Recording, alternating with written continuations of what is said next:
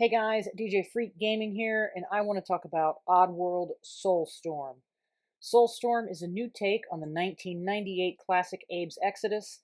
It's the sequel to New and Tasty, and the sixth entry in the series. Overall, I gave it a 7 out of 10. The idea is simple: survive 17 grueling levels while saving as many Mondocs as possible. In a game of only 15 to 20 hours in length, the story is only an hour and a half. While I like that it had multiple endings, the story up to that point felt non-existent. With short cutscenes layered in between long levels of challenging repetition, it felt easy to lose sight of the story entirely. It wasn't a bad story, there just should have been more story. I wish there were more personality in the game up to the ending too.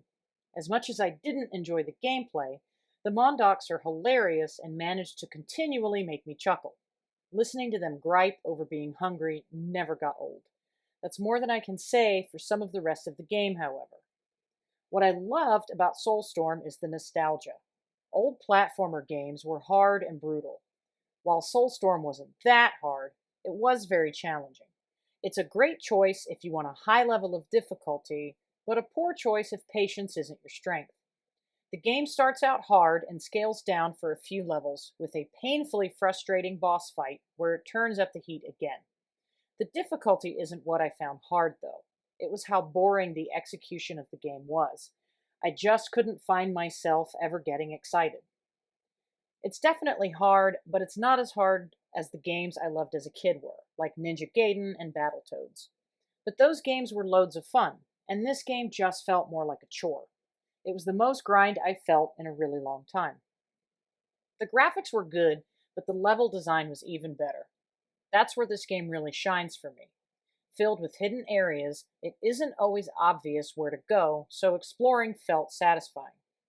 Despite questionable AI behavior, there were multiple ways to tackle every challenge.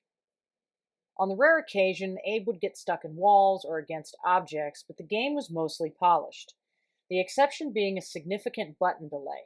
In a game where milliseconds and millimeters matter most, it's hard to strategize when delayed movements can cost you hours of progress. Ultimately, this wasn't a game I enjoyed, but it's a game that you might really like. If you think it's your cup of tea, you should definitely give it a go, but it isn't for everyone. Thanks so much for watching. It's my belief everything should be judged objectively, so I encourage you to play and decide for yourself. Make sure you share your experience in the comments below.